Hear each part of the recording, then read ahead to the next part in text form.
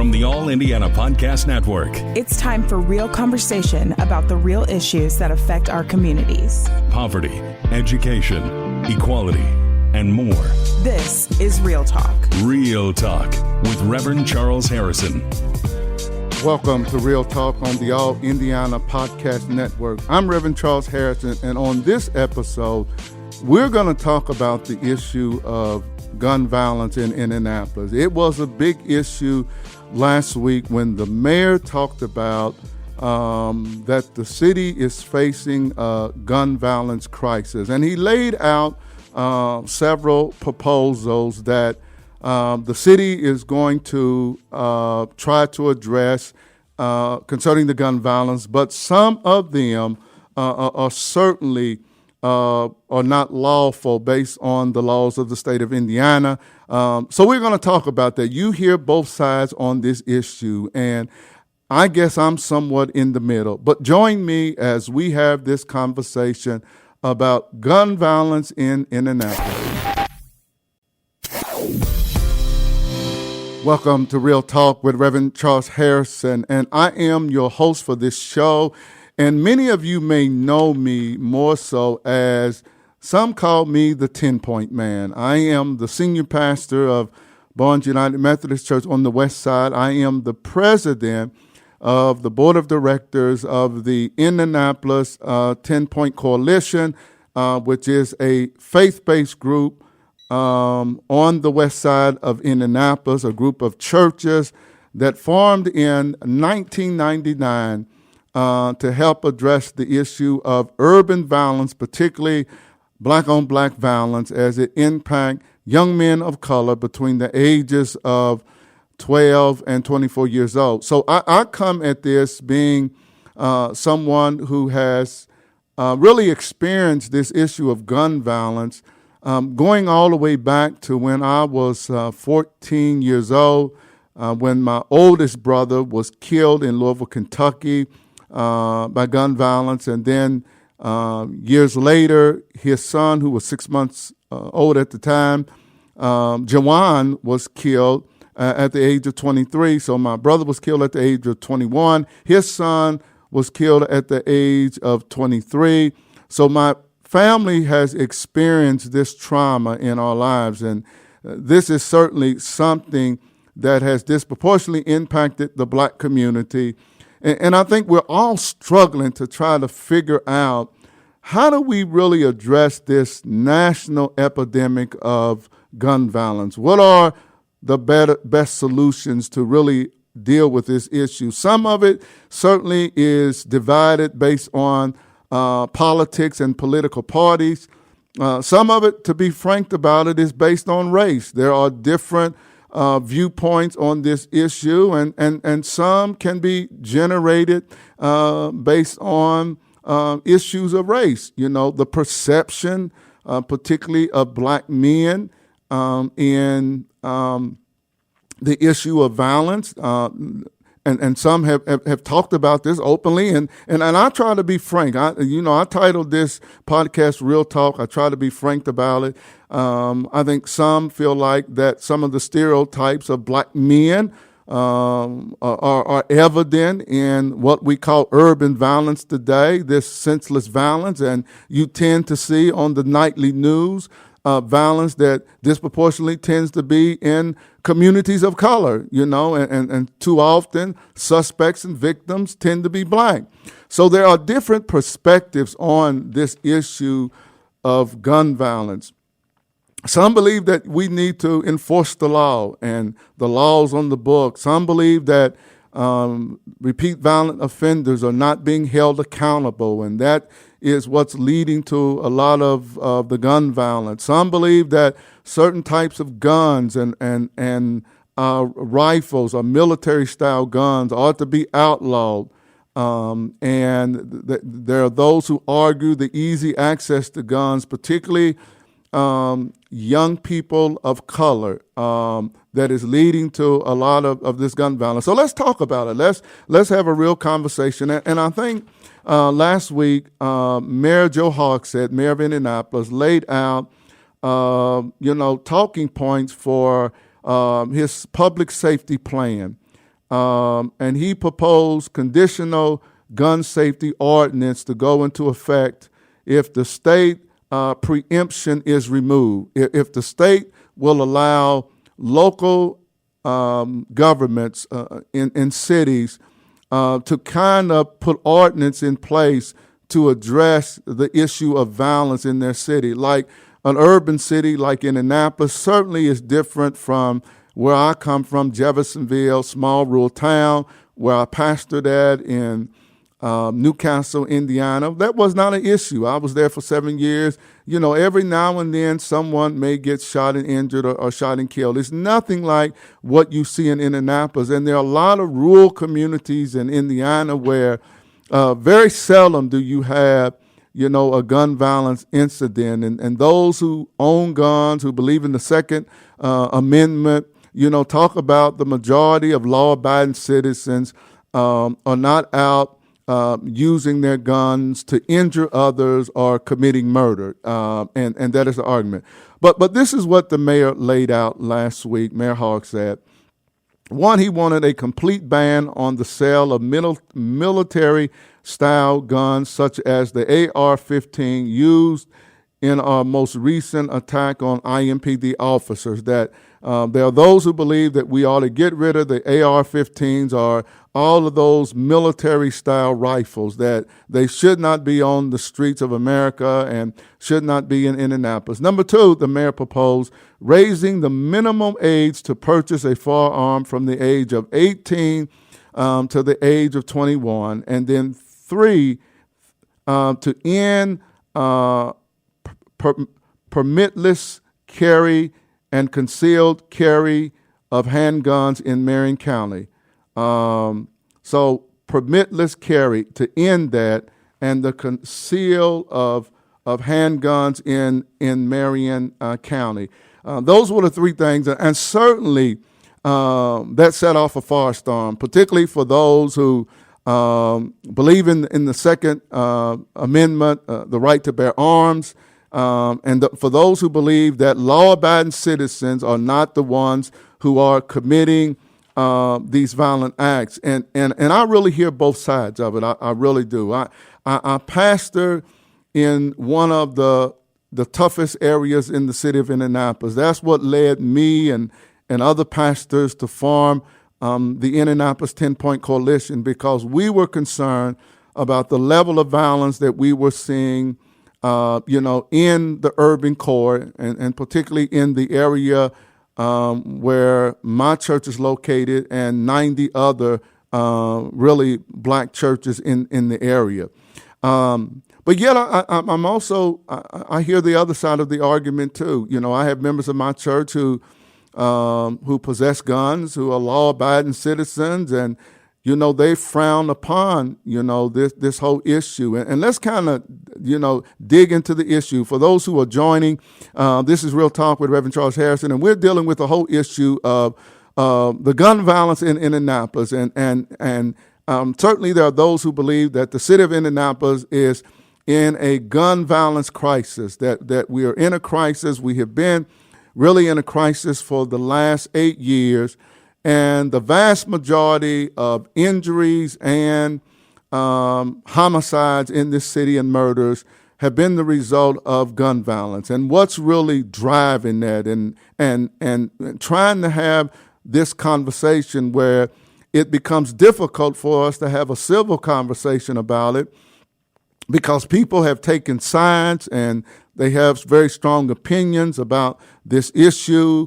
Some believe that the problem is not guns, that guns don't kill, people kill. So people with the guns are the ones that are killing. But yet we do have people, for whatever reason, we may argue, whether it's a heart issue, which many of us in the spiritual community may argue that it is also a heart issue that is causing people to commit these violent acts. Some people believe it's issues of poverty, that is issues of neglect and fatherless homes. I mean, there are a lot of issues that are going on. Some believe that the problem is the broken judicial system in Indianapolis, where repeat violent offenders are not being held accountable. Many are bailing out for these violent crimes, and they're arrested again and again and again, and there's no real accountability. So some argue there is no deterrent to these individuals doing the right thing. So they end up either being the victim of a violent crime or they're the suspect of a violent crime. And there are those who argue that if we enforce the laws that are already on the book, we don't really need to create a whole lot of more new laws, but we need to enforce those laws, that we don't really need to try to take guns away from people who are gun owners, but enforce the law. And then on the other side, there are those who make the argument that it is the easy access to these guns in communities of color where there are poor people who are struggling to survive and make be able to survive and meet their financial obligations. And these kids are more susceptible to getting involved in gangs and becoming involved in drug trafficking that's going to lead to the violence. They tend to come from broken homes. And sometimes mom's not able to make enough money to support the family. Or mom may be out in the street herself. Dad may be missing from the home, or dad is a bad influence. So these kids are given a bad hand. That's the word that some kids have used. They've been dealt a bad hand in life, and it leads down this path that sometimes ends very tragically for them. So we have all of these different opinions and viewpoints, and I'm a pretty moderate person. I do believe in law and order and law enforcement. I do believe in accountability for violent offenders. I do, but I was struck with some statistics that caused me to begin to think about my position that I've always held, really concerning this issue, particularly as it impacts the black community. And what really concerned me, and you hear the argument from those on the other side, that to enforce all of these laws and to be even more stringent will only further create mass incarceration in the black community. Right now, Black America represents about 12% of the American population, but we represent about 30% of the prison population. I get that. The other thing that really got my attention is that Black America is 12% of the population, but we represent 50% or more each year of homicide victims or criminal homicide victims, those who have been murdered in our city. So when you look at the population and you look at the percentage of blacks who are in prison and the percentage of blacks who are the victims of this senseless urban gun violence that we're seeing in America, it causes you to reevaluate, I think, your perspective on this. And one of the things that people are afraid to talk about publicly is, why is that number so high? Why are particularly black men in prison at a much higher rate than any other race in America? Some people will be startled by what I'm about to say, because some of the argument is, if we just enforce the law and lock up these violent offenders, then we wouldn't have this problem on the street. Then on the other side, I hear, well, if we do that, then the 35% of the prison population, which is black, is going to even be higher. So are we saying that black men and particularly are more violent than any other race in our society? There has to be more to, and I think this is why the issue is so complicated. It has to be more to the fact that black men are committing these violent acts at a disproportionate rate than other races. Certainly, we're not saying that they're more violent than any other race. And I am a black man myself, and that troubles me. That I think in what some people are saying, it insinuates that somehow black people, and black men in particular, may be more violent than other people because we focus on the issue of urban violence. And we want to neglect really some of the root causes of what's leading to particularly young black men going down this path that tends to lead to incarceration, or it leads to them being shot or injured or shot or killed, being the suspect or the victim of violent crimes. And I think we really got to dig into this. I think each side has, legitimate points that they're making, concerning this whole issue of gun violence, from the easy access to guns.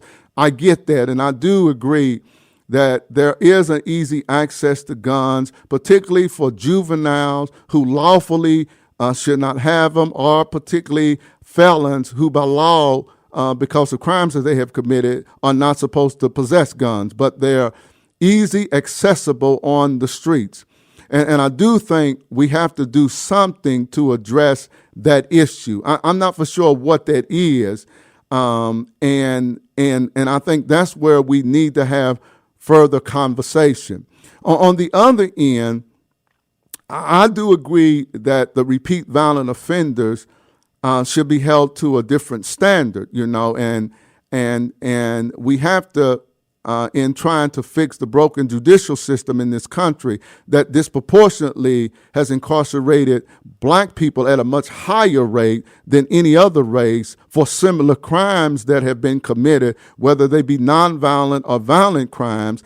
I think we cannot go too far in the other direction to correct the broken judicial system, that we ignore the most violent people in our society and victimize communities of color or neighborhoods of color that have to live with this violence and are traumatized by it, and in many cases held hostage by the violence in the community.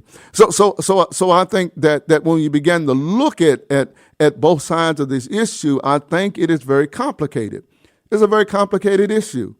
My good friend Rick Snyder from the Fraternal Order of Police, we are very good friends, and when it comes to a lot of these issues, particularly with the broken judicial system of repeat violent offenders, I stand with him on that. I agree.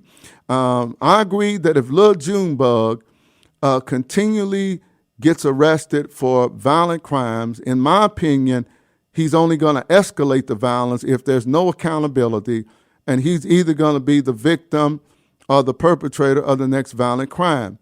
I don't like seeing these incarceration numbers in the black community being this high. I don't.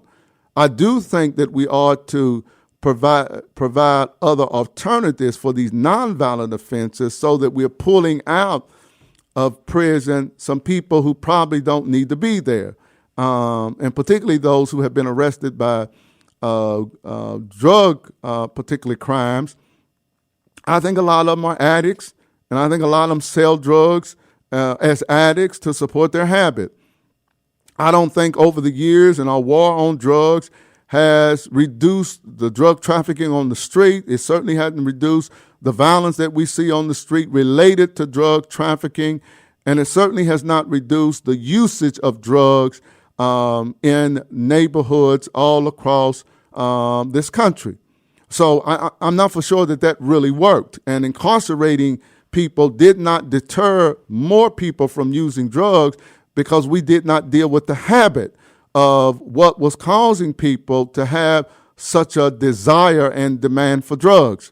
So for me, some of the people we have incarcerated for these low-level nonviolent crimes, we should have provided other alternatives to deal with their substance abuse issues rather than incarceration, and made room for those individuals in our community, regardless of where you live at, who are determined to be hoodlums, who are determined to be thugs, who are determined to be gangsters, and they should not be allowed again and again and again to terrorize our communities without any accountability.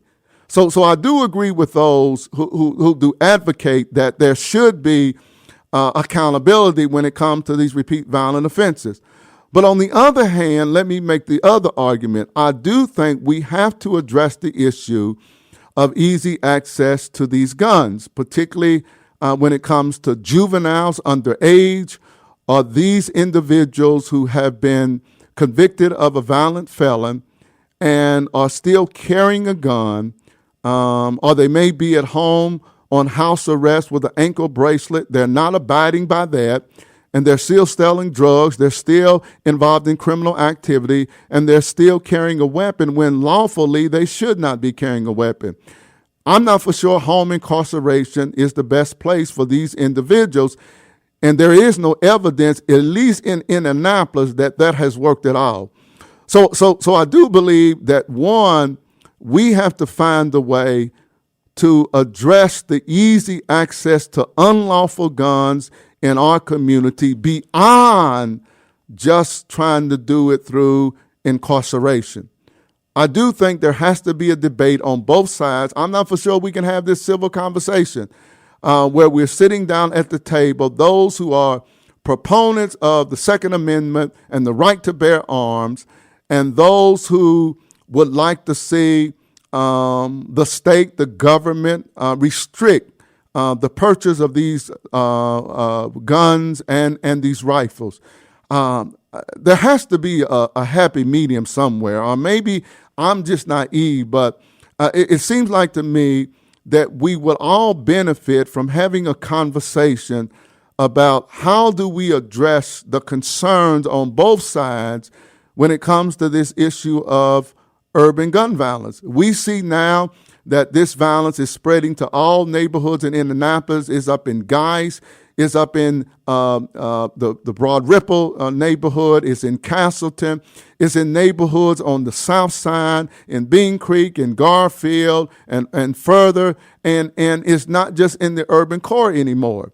So it would seem like to me all of us have a interest in trying to address this issue, not politically, but address it in a way that we make our city safe. So that requires the mayor of Indianapolis, the city county council, the prosecutor, our state legislators and our state senators and the governor and all of those who are stakeholders to find a way to come together so that we can have a civil conversation about how we address the issue of gun violence. It is a problem in Indianapolis. Every day in this city, somebody is being shot or injured, and somebody is being shot and killed. The numbers over the last 8 years in this city, Indianapolis, has been the highest level of violence that we have seen in the history of this city.